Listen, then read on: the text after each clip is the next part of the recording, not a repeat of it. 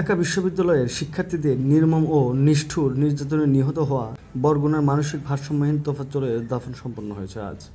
গ্রামের বাড়ি বরগুনার পাথরঘাটায় জানাজা শেষে বাবা মা ও ভাইয়ের কবরের পাশেই শায়িত হলেন মাসুদ কামাল তোফাজ্জল।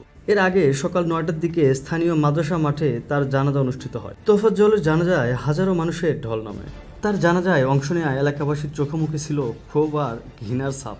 দেশের সর্বোচ্চ বিদ্যাপীঠের শিক্ষার্থীদের এমন পৈশাচিক নিষ্ঠুরতায় হতবাক তারা। তোফাজ্জলের এমন মৃত্যু মেনে নিতে পারছেন না কেউ।